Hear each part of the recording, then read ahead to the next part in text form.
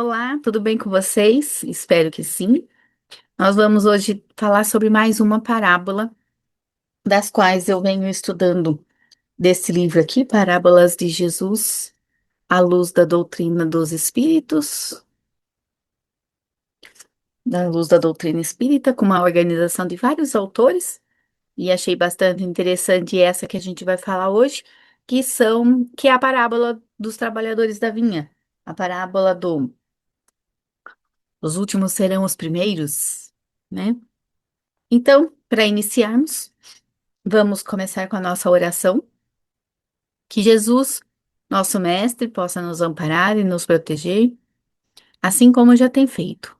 E nós lhe agradecemos as oportunidades dadas, o reconforto, o amor que Deus, que Jesus, se espalha por todos nós, amparando a cada um de nós, os nossos familiares e a todos os habitantes do nosso planeta. Que Deus permita a luz, levando mais amor, mais paz e harmonia em cada canto do nosso planeta. Muito obrigada, Senhor, por tudo. Que assim seja. Então vamos lá. Então, no Evangelho, no capítulo 20, os trabalhadores da última hora, a gente tem a parábola. Então eu vou ler para a gente relembrar. O reino dos céus é semelhante a um pai de família, que ao romper do dia saiu a fim de assalariar trabalhadores para a sua vinha. Tendo combinado com os trabalhadores que eles teriam uma moeda por sua jornada de trabalho, enviou-os à vinha. Saiu ainda na terceira hora do dia e, tendo visto outros que permaneciam na praça sem nada fazer, lhes disse: Ide também vós outros à minha vinha, e vos darei o que for razoável. E eles para lá se foram. Saiu ainda na sexta e na nona hora do dia. Fez a mesma coisa. E saindo na 11ª hora, encontrou outros que estavam sem nada a fazer, aos quais disse: Por que permaneceis aí durante todo o dia sem trabalhar? Foi porque ninguém nos assalariou, disseram. Ele lhes disse: Ide também vós outros para a minha vinha. Chegada a noite, o senhor da vinha disse àquele que tomava conta dos seus negócios: Chamai os trabalhadores e pagai-lhes, começando pelos últimos até os primeiros. Aqueles, pois, que vieram para a vinha apenas na 11ª hora, aproximando-se, receberam uma moeda cada um. Os que foram assalariados primeiro, vindo, por sua vez, julgaram que deveriam receber mais, mas não receberam mais do que uma moeda cada um. E ao recebê-la, murmuraram contra o pai de família, dizendo: Os últimos trabalharam apenas uma hora, e pagastes tanto quanto a nós, que suportamos o peso do dia e do calor. Mas, como resposta, disse a um deles: Meu amigo, não cometi injustiça para convosco. Não combinamos receberdes uma moeda por vossa jornada? Tomai o que vos pertence e ide. Quanto a mim, quero dar a esse último tanto quanto dei a vós. Não me é permitido fazer o que quero? Vosso olho é mau porque sou bom? Assim, os últimos serão os primeiros, e os primeiros serão os últimos, porque muitos são os chamados e poucos os escolhidos. Mateus, capítulo 20, versículo de 1 a 16. Então, aqui nesse texto do livro Parábolas de Jesus à luz da doutrina espírita, quem vai discorrer sobre o assunto, levando um ângulo diferente daquele até que eu já estou acostumada a trabalhar esse assunto. E achei muito interessante para trazer para vocês. É o Vinícius Lara. Então, vamos lá. Qual é a interpretação do Vinícius nessa parábola? Primeiro, ele compara o trabalho como uma jornada evolutiva, nos tornando dignos do salário. Então, eu só vou receber se eu trabalhar, certo? Mas também compara com a nossa jornada evolutiva enquanto espíritos, que não é fácil nosso caminhar aqui no plano material, enquanto espíritos em movimento de renovação, de reforma íntima. E aí a gente pode dizer, é trabalhoso, sim, né? E aí ele compara que os trabalhadores são os espíritos, somos nós. Os espíritos somos nós. E o salário é a recompensa pelo esforço, certo? Aí nós temos, na parábola, o servo trabalha pelo pagamento, espera a recompensa, atua por algum interesse. Portanto, no que se refere ao caminho espiritual, a condição de servidão é indicativa de início de jornada. Vocês não acham que isso também serve para a vida? A gente trabalha esperando uma recompensa, que é o pagamento. Isso na nossa vida, não só no trabalho material, mas quando a gente pensar em uma evolução espiritual do nosso espírito aqui enquanto encarnado.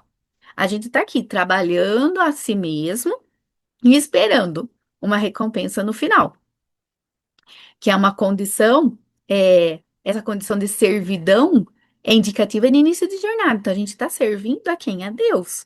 E a gente vai iniciar essa jornada a caminho da nossa própria evolução. Então, tanto a parábola quanto na vida, a gente pode pensar dessa forma.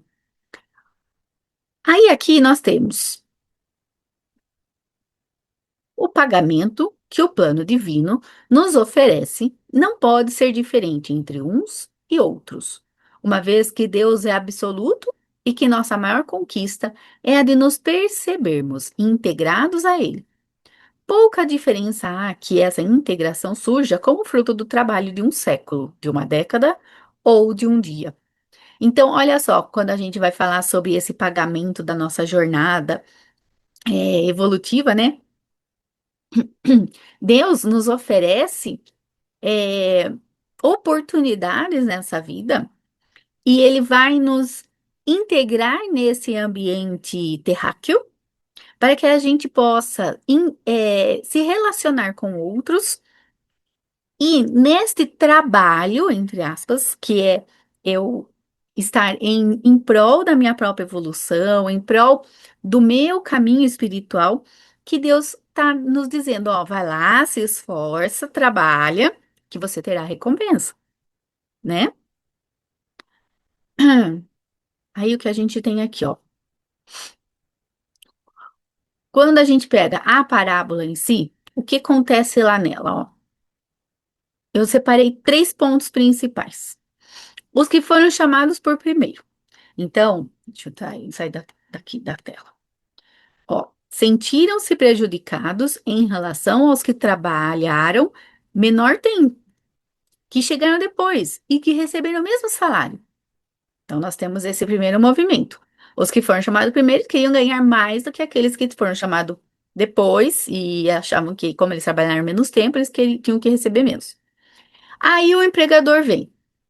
Que aí a analogia é, podemos relacioná-lo a Deus, que é justo e misericordioso, e que com a sua bondade não podemos considerá-lo uma posição de injustiça. E o terceiro movimento dentro dessa parábola que a gente pode pensar. O nosso grande adversário não é a injustiça de Deus, mas sim nosso apego material. Até mesmo pensando numa troca material de comércio com Deus. Sabe aquela coisa assim, ó? Eu faço isso, Senhor, em troca, o Senhor pode me dar isso. A gente não pede? A gente pede. A gente tá sempre tentando negociar, até com a equipe espiritual, nossos mentores. Então, o empregador, ele prometeu aquilo a todos. E ele falou: não estou enganando ninguém. O que eu prometi a você foi uma moeda, a outra também prometi a mesma coisa. Então não há injustiça aos olhos de Deus quando Deus nos proporciona aquilo que ele acha que é o melhor para nós, tá? Aí nós temos uma frase de Chico. Ó, somos livres para decidir sobre nossos atos, muito embora nos tornemos escravos de suas consequências. É um parênteses dentro dessa história toda. Porque se eu me revoltar, me rebelar, achar que é uma injustiça, que o que estão fazendo comigo, seja no plano material, seja como uma jornada evolutiva e espiritual, se eu achar que é uma injustiça, eu vou coletar as consequências e eu vou virar escravo dessa própria consequência, porque sou eu mesma que plantei e que vou colher. Não é assim? No capítulo 20 do Evangelho segundo o Espiritismo, nós temos estes itens. Então, nós temos a parábola, que eu li para a gente aqui no começo, e dentro das instruções dos Espíritos, que vai logo em seguida, é a parábola e as instruções já. Aí nós temos os últimos serão os primeiros, missão dos Espíritas e os trabalhadores do Senhor. Então, eu fiz aqui um apanhado geral desse capítulo para a gente analisar tudo que tem nele. Qual que é o destaque da parábola? O reino dos céus é semelhante a um pai de família. Olha que interessante. A associação do Senhor da vinha ao plano divino, ou à vontade de Deus. Não é assim? É semelhante a um pai. Ele vai prometer isso, e isso é que vai ser o melhor para que ele acha o melhor para nós. Aí aqui nós temos. Era trabalhador, apenas lhe faltava trabalho. Então, ele estava aguardando o trabalho. E se ele tivesse recusado esse trabalho? Ficaria na ociosidade e preguiça, mas ele aceitou o trabalho. Apesar de que era uma pessoa que estava lá na 11ª hora, vamos pensar numa jornada de 12 horas, este trabalhador poderia falar assim: ah, não, só falta 1 hora para encerrar o dia, não vou pegar o trabalho, não. Agora eu já não consegui o emprego mesmo, não consegui nada, deixa para amanhã. Mas não, eles aceitaram o trabalho, mesmo no último minuto. E aí ele vai falar sobre a missão dos espíritas, que eu coletei 3 informações dentro desse texto. Primeiro, é a própria transformação moral que nos cabe, quanto espírita, a transformarmos a nós mesmos. A ajuda ao próximo, prática da caridade, ajuda ao próximo. E exemplificar o que conheces. Então, dar exemplos de conduta. Porque não adianta só eu falar que é bom e necessário fazer aquilo, mas eu preciso exemplificar, mostrar também como pode fazer. A doutrina espírita liberta para o conhecimento superior, exortando ao exercício do bem, segundo o Evangelho de Jesus. A doutrina dos espíritos nos dá esse conhecimento maior. E vai estar sempre a todo momento falando para nós, ó, pratique a caridade, faça o bem ao próximo, como Jesus nos trouxe isso. E os trabalhadores do Senhor? Felizes serão aqueles que tiveram trabalhado no campo do Senhor, generosamente e sem outro interesse que não a caridade. Cabe a nós, e cabe isso, essa analogia também à nossa encarnação. Então, é árdua a tarefa de estarmos aqui nessa encarnação, sim? Não é fácil passar pelas situações, sejam provas, expiações que nos compete a cada encarnação, mas que a gente possa levar isso com mais suavidade, praticando a caridade, ajudando o próximo. Isso é o que cabe a todos nós, com o conhecimento da doutrina dos espíritos. Essencial. Os últimos e primeiros. No livro Vivendo o Evangelho, do Balduí Filho e André Luiz, deixa eu ver se aparece aqui, ó, meu livrinho. Não tá aparecendo, né? Então, é assim, ó. Tem um textinho lá que é dessa forma. Na linguagem do Evangelho, os últimos que serão os primeiros são aqueles que se entregam ao esforço da renovação íntima. Então, olha que todo momento está se falando do trabalhador da última hora como um esforço de renovação íntima para nós mesmos. Então, ó, não injuriam nem exigem, não agridem nem invejam, não disputam nem ironizam, não humilham nem impõem, não obrigam nem violentam, não mentem, nem guerreiam. Não desdenham, nem enganam. Não oprimem, nem desprezam. Não exploram, nem trapaceiam. Não odeiam, nem se envaidecem. Então, é exatamente tudo que a gente precisa não fazer. Aí ele encerra essa reflexão, essa mensagem da seguinte forma: ó. No conceito do mundo, é provável que pareçam fracos, inexpressivos e derrotados. Na verdade, porém, são os que venceram a si mesmos e seguem, com amor e renúncia, os passos de Jesus, que um dia foi considerado o último pela cegueira de César, mas que realmente sempre foi o primeiro aos olhos de Deus. Então, sigamos com confiança, vencendo a nós mesmos, ajudando o próximo naquele que precisa. Sejamos chamados para o trabalho na primeira hora ou na última hora.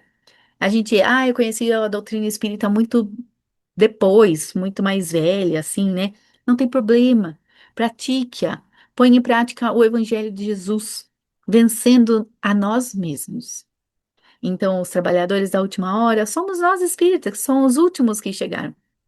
E aí, a terceira revelação, né? A última. Então, cabe-nos a esse papel de exemplificar, mostrar que há possibilidades de uma renovação íntima, uma renovação da nossa moral, mas que a gente possa praticar, pôr em prática. E que Deus, justo e bondoso, não está, nos prejudicando em nada. Seja no pagamento que você acha que deveria ser dessa forma, eu deveria ter isso, eu deveria ter aquilo pelo que eu mereço, que eu trabalhei, o que eu fiz, que eu me esforcei. Não, Jesus, Deus nos dá aquilo que nos comporta, aquilo que nos cabe. Confiemos e pratiquemos a caridade, a ajuda ao próximo sempre, que é muito importante. Então, que os trabalhadores da última hora possam fazer sentido numa reflexão bem diferente dessas que a gente não está muito acostumado com é, desse sentido que eu achei muito interessante o Vinícius Lara trouxe nesse livro. Então, fiquem todos com Deus, que Jesus os abençoe. Nesse instante, peço que elevemos o nosso pensamento ao mais alto, nos conectando com todos aqueles que vêm até nós em nome de Jesus. Prece de Cáritas. Deus, nosso Pai, que sois todo poder e bondade, dai força àqueles que passam pela provação. Dai luz àqueles que procuram a verdade. E ponde no coração do homem a compaixão e a caridade. Deus, dai ao viajante a estrela guia, ao aflito a consolação, ao doente o repouso. Pai, dai ao culpado o arrependimento, ao espírito a verdade, à criança o guia, ao órfão o pai. Que a vossa bondade se estenda sobre tudo que criaste. Piedade, Senhor, para aqueles que não vos conhecem, e esperança para aqueles que sofrem. Que a vossa bondade permita aos Espíritos Consoladores derramarem por toda a parte a paz, a esperança e a fé. Deus, um raio, uma faísca do vosso divino amor pode abrasar a terra. Deixai-nos beber da fonte dessa bondade fecunda e infinita, e todas as lágrimas secarão. Todas as dores acalmar-se-ão. Um só coração, um só pensamento subirá até vós, como um grito de reconhecimento e de amor. Como Moisés sobre a montanha, nós vos esperamos com os braços abertos. Ó bondade, ó poder, ó beleza, ó perfeição. Queremos, de alguma sorte, merecer vossa misericórdia. Deus, dai-nos a força no progresso de subir até vós. Dai-nos a caridade pura. Dai-nos a fé e a razão. Dai-nos a simplicidade, que fará de nossas almas o espelho onde refletirá um dia a vossa santíssima imagem. Que assim seja.